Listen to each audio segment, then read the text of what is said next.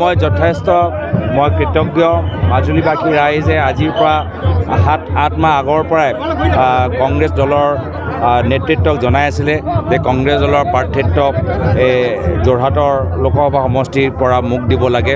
তো মাজুলীবাসী ৰাইজ আৰু মোৰ লগত এটা বিশেষ সম্পৰ্ক আগৰ পৰাই সৃষ্টি হৈছে, যি সম্পৰ্ক যোৱা নিৰ্বাচনী প্ৰচাৰত আৰু আমাৰ শক্তিশালী হ'ল আৰু ঘৰুৱা হ'ল আৰু মৰম আৰু স্নেহ আমি নিজৰ এটা সম্পৰ্কৰ মাজত দেখা পাইছোঁ। চাওক, আমাৰ যোৱাকালি আমাৰ সংবাদমেল হ'ল আমাৰ এটা ইণ্ডিয়া এলায়েন্স, আৰু ইণ্ডিয়া এলায়েন্সত আমি সকলো দলৰ নেতৃত্বৰ পৰামৰ্শ লোৱাটো উচিত, সকলোৰ লগত কথাখিনি আলোচনা কৰাটো উচিত।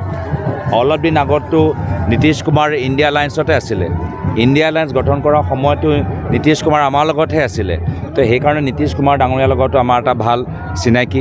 আৰু যোৱা নিৰ্বাচনত 2019 চনৰ নিৰ্বাচনত চন্দ্ৰবাবু নাইডুও আমাৰ লগত আছিলে। হঠাতে তেওঁলোকে এই দুয়োজনে অলপ দিন আগতে NDA লগত হৈছে, নহ'লে তেওঁলোকে আগতে NDA লগত ইমান নাছিলে।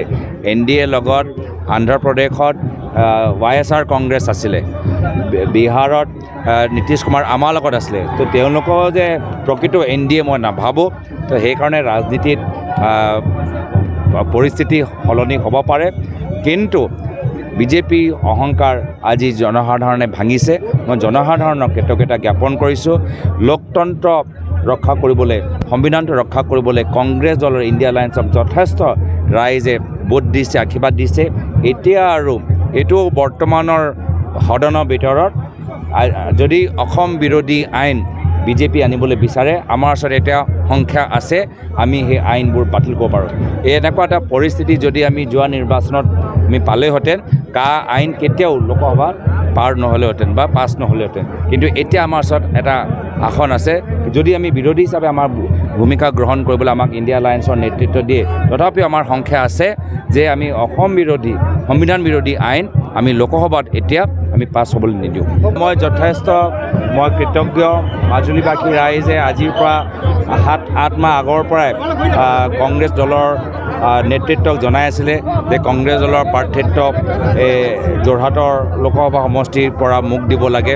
তো মাজুলীবাসী ৰাইজ আৰু মোৰ লগত এটা বিশেষ সম্পৰ্ক আগৰ পৰাই সৃষ্টি হৈছে, যি সম্পৰ্ক যোৱা নিৰ্বাচনী প্ৰচাৰত আৰু আমাৰ শক্তিশালী হ'ল আৰু ঘৰুৱা হ'ল আৰু মৰম আৰু স্নেহ আমি নিজৰ এটা সম্পৰ্কৰ মাজত দেখা পাইছোঁ। চাওক, আমাৰ যোৱাকালি আমাৰ সংবাদমেল হ'ল আমাৰ এটা ইণ্ডিয়া এলায়েন্স, আৰু ইণ্ডিয়া এলায়েন্সত আমি সকলো দলৰ নেতৃত্বৰ পৰামৰ্শ লোৱাটো উচিত, সকলোৰ লগত কথাখিনি আলোচনা কৰাটো উচিত।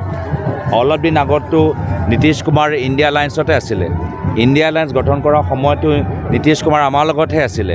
তো সেইকাৰণে নীতিশ কুমাৰ ডাঙৰীয়াৰ লগতো আমাৰ এটা ভাল চিনাকি।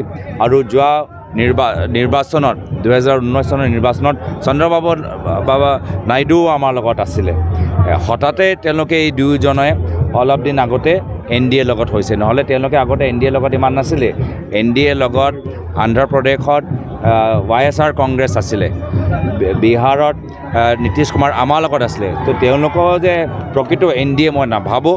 তো সেইকাৰণে ৰাজনীতিত পৰিস্থিতি সলনি হ'ব পাৰে, কিন্তু বিজেপি অহংকাৰ আজি জনসাধাৰণে ভাঙিছে। মই জনসাধাৰণক কৃতজ্ঞতা জ্ঞাপন কৰিছোঁ। লোকতন্ত্ৰ ৰক্ষা কৰিবলৈ, সংবিধানটো ৰক্ষা কৰিবলৈ কংগ্ৰেছ দলৰ ইণ্ডিয়া এলায়েন্সক যথেষ্ট ৰাইজে ভোট দিছে, আশীৰ্বাদ দিছে। এতিয়া আৰু এইটো বৰ্তমানৰ সদনৰ ভিতৰত যদি অসম বিৰোধী আইন বিজেপি আনিবলৈ বিচাৰে, আমাৰ ওচৰত এতিয়া সংখ্যা আছে, আমি সেই আইনবোৰ বাতিল কৰিব পাৰোঁ। এনেকুৱা এটা পৰিস্থিতি যদি আমি যোৱা নিৰ্বাচনত আমি পালেহেঁতেন, আইন কেতিয়াও লোকসভাত পাৰ নহ'লেহেঁতেন বা পাছ নহ'লেহেঁতেন। কিন্তু এতিয়া আমাৰ ওচৰত এটা আসন আছে।